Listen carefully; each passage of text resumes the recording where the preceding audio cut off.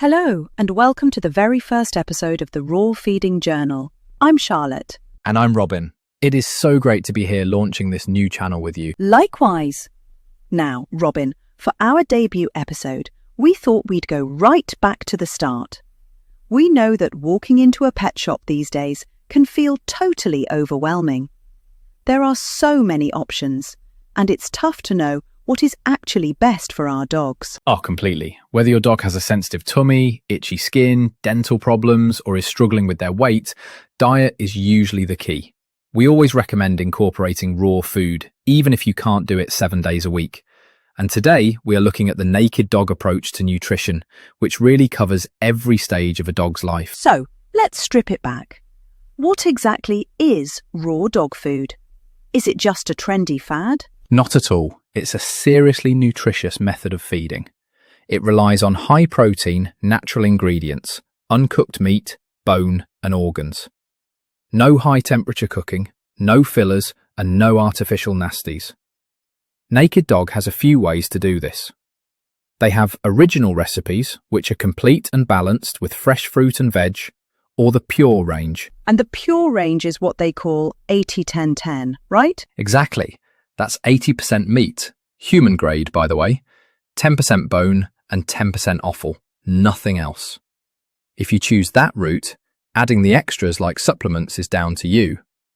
But the goal is simply to give them what they need to thrive naturally. Okay, so why are people making the switch? Aside from it being natural, what are the visible benefits? The list is long. First, you'll notice shinier, thicker coats and healthier skin because of the essential fatty acids and moisture. Second, energy levels stabilise. Kibble is often carb-heavy, which causes sugar spikes, whereas raw is nutrient-dense protein for sustained fuel. And dental health? Huge factor. Because the food contains bone, chewing it naturally scrapes tartar and plaque off the teeth.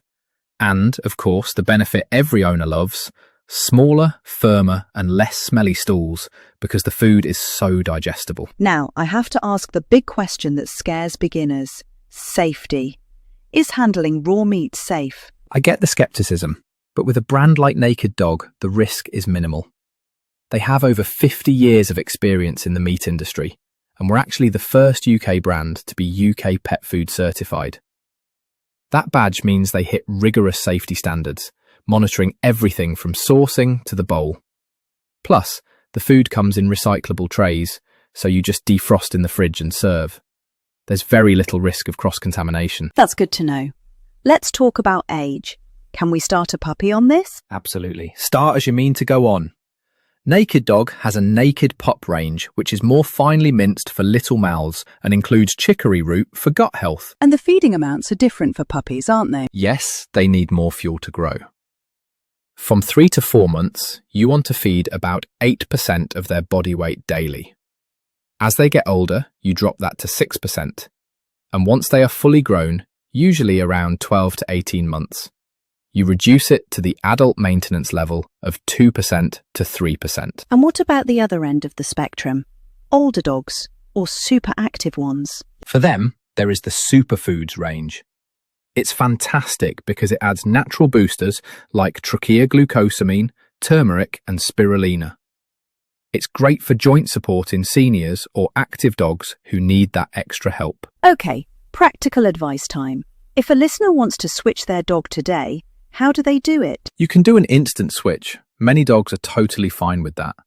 But if you prefer to take it slow, try feeding their old food in the morning and a raw meal in the evening for a week to let their stomach adjust. And I've heard we shouldn't panic if they stop drinking as much water? Yes, that is the #1 observation.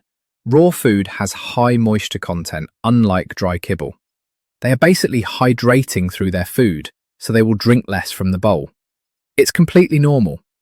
You might also see slightly looser stools for a day or two during the transition, but that usually resolves quickly. And then hopefully we see a lot more tail wags. Exactly. More energy, shinier coats, and happier dogs. And remember, even if you just swap a few meals a week to raw, it makes a difference. Brilliant. Well, that's a wrap on our first episode. Thanks for breaking down the basics, Robin. My pleasure, Charlotte. Thanks for listening to the Raw Feeding Journal. We'll catch you in the next episode.